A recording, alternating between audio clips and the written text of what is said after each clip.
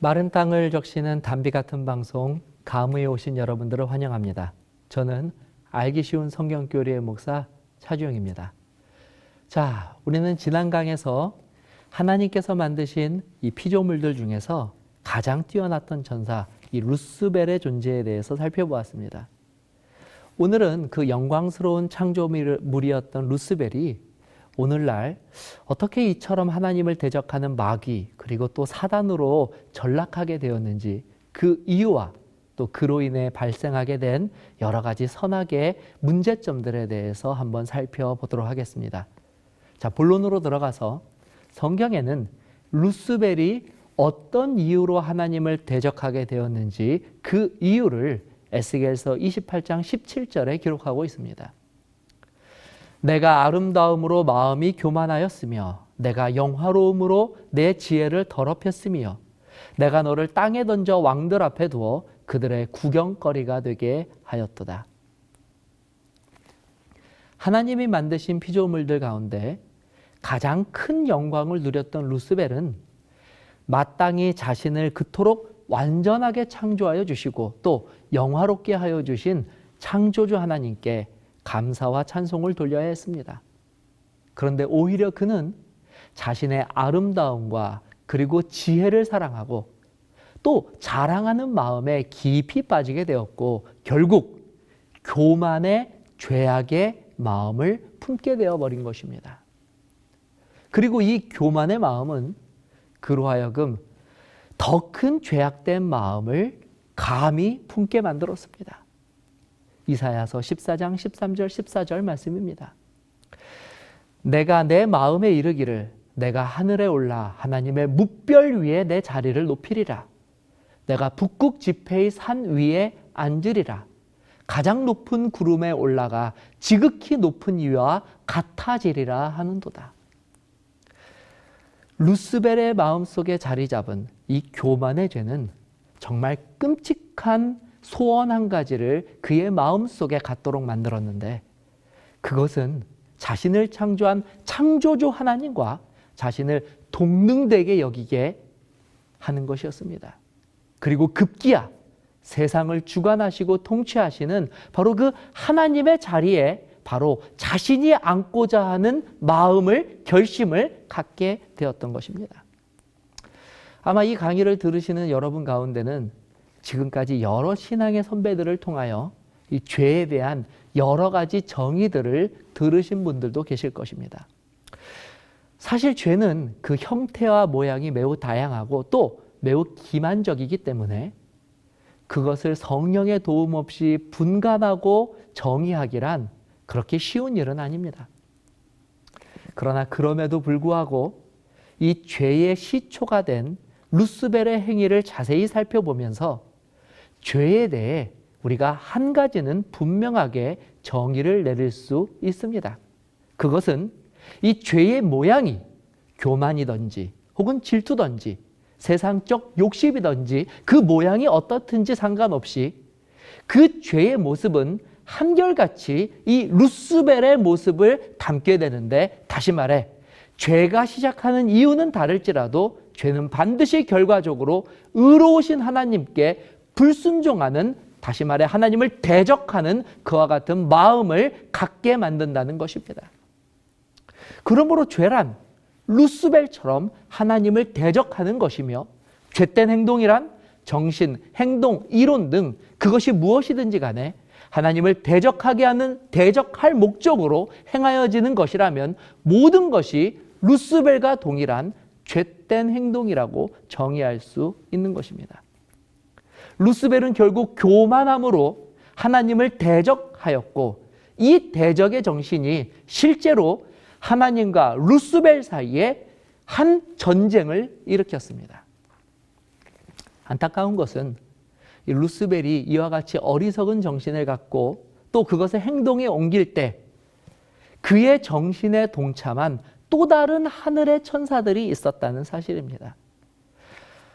이는 루스벨이 이 반역의 마음을 가질 때 이 반역의 정신을 오랜 시간 동안 이 겉으로는 여전히 영광스러운 천사장의 모습을 하며 하늘 이곳저곳을 다니면서 모호하고 애매한 말로 그들이 만난 천사들의 마음속에 자신과 같은 하나님을 대적하는 마음을 심어놓은 결과였습니다. 이런 루스벨의 행위로 말미암아 무려 하늘 천사 3분의 1이 루스벨과 동일한 하나님을 대적하는 정신으로 하나님과의 싸움에 참가하게 되었고 결국 그들도 루스벨과 같은 운명을 맞이하게 되었습니다. 요한계시록 12장 4절입니다. 그 꼬리가 하늘의 별 3분의 1을 끌어다가 땅에 던지더라. 이 첫 번째 쟁투, 하늘에서 일어난 싸움에 대해서 요한계시록 12장 7절 9절은 보다 더 구체적인 정보를 주고 있습니다. 하늘에 전쟁이 있으니 미가엘과 그의 사자들이 용과 더불어 싸울세. 용과 그의 사자들도 싸우나 이기지 못하여 다시 하늘에서 그들이 있을 곳을 얻지 못한지라. 큰 용이 내쫓기니 옛뱀 곧 마귀라고도 하고 사탄이라고도 하며 온 천하를 꿰는 자라. 그가 땅으로 내쫓기니 그의 사자들도 그와 함께 내쫓기느니라.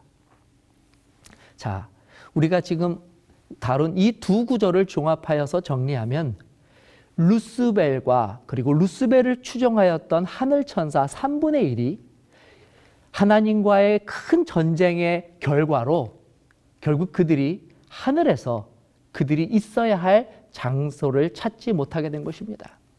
하늘에서 일어난 이 큰 전쟁에 맞서서 일어나신 분의 이름이 이 미가엘이라고 기록되어 있는데요.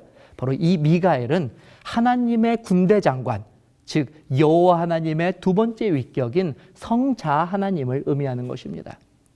결국 이 미가엘과의 싸움에서 루스벨과 그의 관역자들은 큰 패배를 맛보게 됩니다. 이처럼 큰 패배를 맛본 루스벨과 그의 추종자들은 하늘에서 더 이상 있을 곳을 얻지 못하게 되었고 결국 자신들의 영광스러운 직위에서 파면당한 것은 물론이고 하나님 나라에서 도망하게 되는 그와 같은 신세가 되었습니다. 자, 하늘에서 도망하게 된 루스벨과 그의 동조자들은 이후 어떻게 행동하였을까요?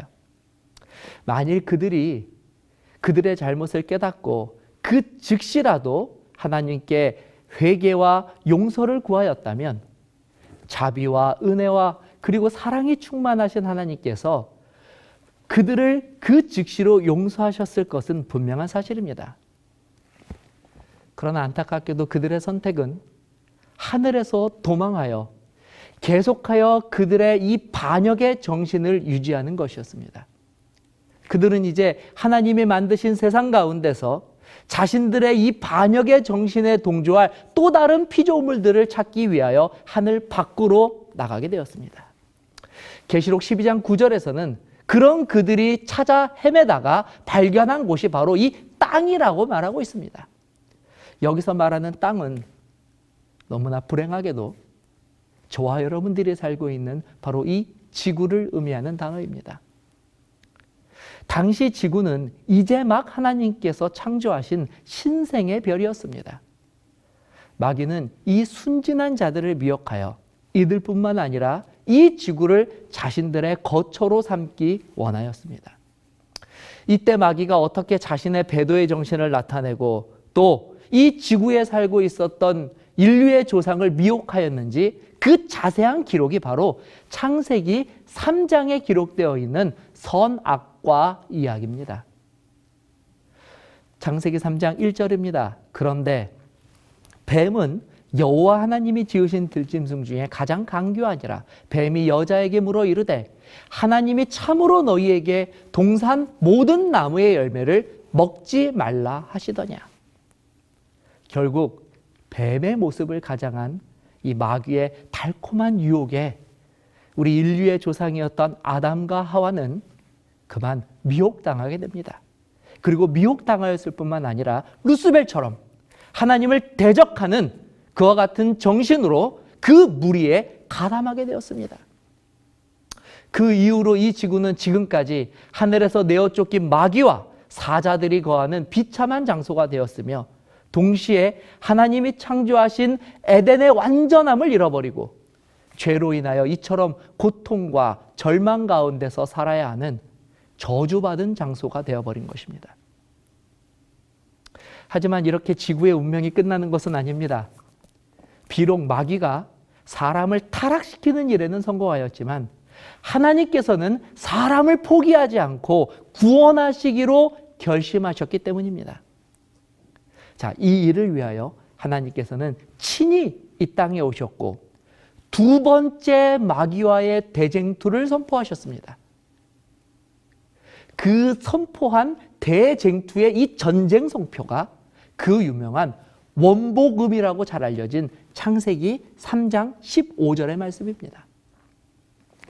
내가 너로 여자와 원수가 되게 하고 내 후손도 여자의 후손과 원수가 되게 하리니 여자의 후손은 내 머리를 상하게 할 것이요 너는 그의 발꿈치를 상하게 할 것이니라 하시고, 자, 이 유명한 구절은 아담과 하와가 마귀에게 속아 범죄를 한 바로 그 직후에 하나님께서 직접 범죄하여 두려워 떨고 있는 그들을 찾아와 하여 주신 말씀입니다. 자, 이 말씀에서 하나님께서는 먼저 이 뱀의 형상을 하고 사람을 미혹한 마귀가 여자의 후손으로 오시는 구원자 사이에 서로 원수가 되는 일, 즉 둘 사이에 싸움이 있게 될 것을 예언하셨습니다. 그리고 그 싸움의 결과로서 하늘로서 오신 구원자는 상처를 입게 될 것이지만 사람들을 죄악에 빠뜨린 원수 마귀는 영원한 멸망을 당하게 될 것이며, 자, 이렇게 된다면 이로 인해 사람들은 이전처럼 다시 하나님의 피조물로서 그 지위를 다시 회복하게 될 것입니다. 자, 이 강의를 보시는 여러분들에게 한 가지 질문을 하겠습니다. 우리는 성경을 통하여 원래 하나님께서 만드신 좋은 세상에 대해서 이미 알고 있습니다. 에덴 동산이 바로 그것입니다. 그러나 그 인류는 그 아름다운 나라를 채 누리기도 전에 악한 마귀에 의하여 저주받은 세상으로 내몰리게 되었고 악한 마귀가 지배하는 이 끔찍한 세상에서 지금까지 살게 되었습니다. 그런데 하나님께서 이런 우리를 구원하시기 위하여, 그리고 그 우리를 붙잡아 두고 있는 이 마귀의 세력을 물리쳐 주시기 위하여 한 가지 약속을 주신다면, 여러분, 이 약속은 슬픈 소식이겠습니까? 아니면 기쁜 소식이겠습니까? 하나님이 대쟁투를 하시는 이유가 왜 우리에게 복음인지를 깨닫게 되시기를 바랍니다.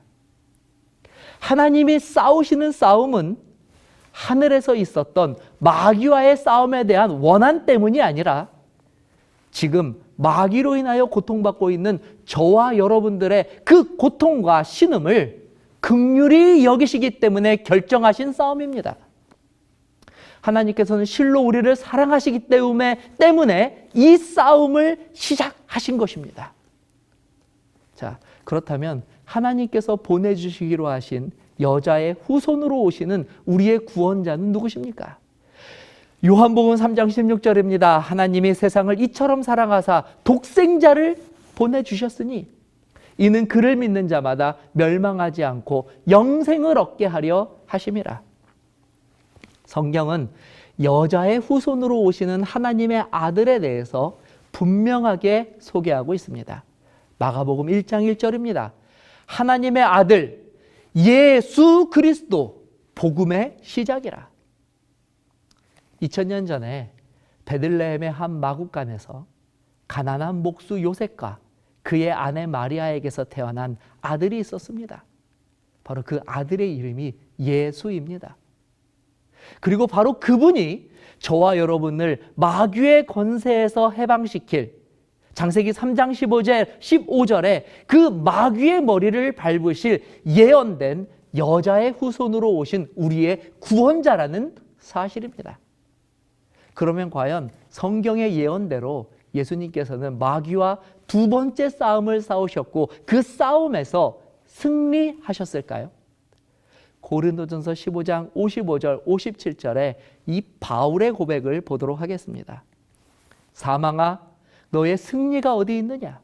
사망아, 내가 쏘는 것이 어디 있느냐? 사망이 쏘는 것은 죄요, 죄의 권능은 율법이라. 우리 주 예수 그리스도로 말미암아 우리에게 승리를 주시는 하나님께 감사하노니. 바울은 예수 그리스도의 승리가 자신을 올가매고 있었던 죄와 사망의 권세에서 우리를 해방시켜 주었다라고 고백하고 있습니다. 여기서 우리가 눈여겨보아야 할 것은 바울의 고백이 예수 그리스도의 승리로 인하여 가능하여졌다는 점입니다. 자, 정말 중요한데요. 다시 말해 예수님은 이미 바울 시대에 창세기 3장 15절의 싸움을 승리로 끝내셨다는 것입니다. 그렇다면 도대체 어떤 방법으로 예수님께서는 마귀의 소나기에서 인류를 구원하시는 이 전쟁을 치르시고 또 승리하신 것일까요? 도대체 그 전쟁이 무엇입니까?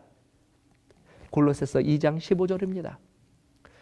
통치자들과 권세들을 무력화하여 드러내어 구경거리로 삼으시고 십자가로 그들을 이기셨느니라. 예수님께서 승리를 쟁취하신 장소는 바로 십자가 위였습니다. 마귀는 하나님의 아들을 굴복시키기 위하여 그가 할 수 있는 가장 잔인한 방법으로 예수님을 공격하였습니다. 이 일로 인하여 예수님은 손과 발에 못이 박히고 옆구리에 창에 찔리는 수모를 당하셨습니다. 그러나 이런 마귀의 모든 공격에도 그는 결국 패배하게 되었습니다. 오히려 이 일을 통하여 온 우주는 하나님의 무한하신 사랑과 긍휼을 목격하게 되었을 뿐만 아니라 지금까지 마귀가 주장한 그 모든 하나님에 대한 말들이 새빨간 거짓말이었음이 만천하에 드러나게 되었던 것입니다. 이제 마귀는 하나님 나라에서만 자리를 잃어버린 것이 아니라 온 우주에서 그의 자리를 잃어버리게 되었습니다. 예수님께서는 십자가에서의 큰 싸움을 준비하시면서 이미 마귀의 운명에 대하여 예언하셨습니다. 누가복음 10장 18절입니다. 예수께서 이르시되 사탄이 하늘로부터 번개같이 떨어지는 것을 내가 보았노라. 그리고 비록 십자가에서 비참한 죽임을 당하셨지만 예수님은 오히려 모든 믿는 자들의 부활의 소망으로 다시 살아나셨을 뿐만 아니라 우리의 구원자로서 지금은 하나님의 보좌 우편에 앉아 계십니다. 히브리서 12장 2절의 고백입니다. 믿음의 주여 또 온전케 하시는 이인 예수를 바라보자. 그는 그 앞에 있는 기쁨을 위하여 십자가를 참으사 부끄러움을 개의치 아니하시더니 하나님 보좌 우편에 앉으셨느니라. 자, 우리는 지금까지 성경이 말하는 대쟁투가 무엇이고 또 그 싸움이 어떻게 시작하고 끝나게 되었는지를 살펴보았습니다. 자, 이제 마지막으로 처음 제가 드렸던 말씀처럼 이 우주적 대쟁투의 이야기가 우리에게 계시된 이유가 무엇인지를 좀 살펴보겠습니다. 성경은 예수님께서 승리하셨지만 그리고 그 승리로 인하여 대쟁투는 끝나게 되었지만 아직도 남아있는 선악의 대쟁투가 여전히 있다고 예언하고 있습니다. 요한계시록 12장 17절입니다. 용이 여자에게 분노하여 돌아가서 그 여자의 남은 자손 곧 하나님의 계명을 지키며 예수의 증거를 가진 자들과 더불어 싸우려고 바다 모래 위에 서 있더라. 예수님과의 싸움에서 진 마귀는 그럼에도 불구하고 여전히 자신의 행위를 회개하지 않았습니다. 그는 오히려 이제 이 땅에서 예수님의 승리를 기뻐하고 구원을 소망하는 자들에게 분노하게 되었고 그들과의 마지막 싸움을 준비하고 있습니다. 그래서 바로 여기에 하나님께서 대쟁투와 관련한 모든 계시를 보여주신 이유가 있는 것입니다. 계시록 14장 12절입니다. 성도들의 인내가 여기 있나니 저희는 하나님의 계명과 예수 믿음을 지키는 자니라. 언제나 그랬듯이 성경은 늘 이 대쟁투의 싸움의 결과를 함께 예언하고 있습니다. 이 마지막 싸움의 승리도 역시 바로 하나님을 믿는 성도들이 그 승리를 얻게 될 것입니다. 그런데 이때 성도들이 승리를 얻는 방법 한 가지가 기록되어 있는데 그것이 바로 인내입니다. 조금 더 구체적으로 말하면 믿음을 가지고 하는 인내입니다. 만일 우리들의 싸움이 결과를 알 수 없는 불안한 싸움이었다면 이 마귀가 작심하여서 우리를 공격할 때에 과연 얼마나 많은 성도들이 구원의 선물을 얻을 수 있었겠습니까?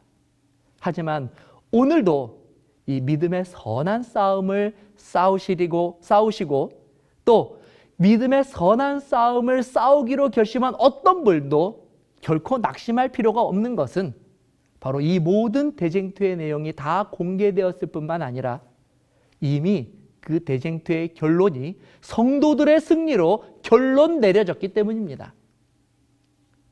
자, 저는 제8과 대쟁투 편을 이렇게 마무리 짓도록 하겠습니다. 이번 과에 저와 여러분들은 더 큰 믿음의 자양분을 얻게 되셨기를 소원합니다.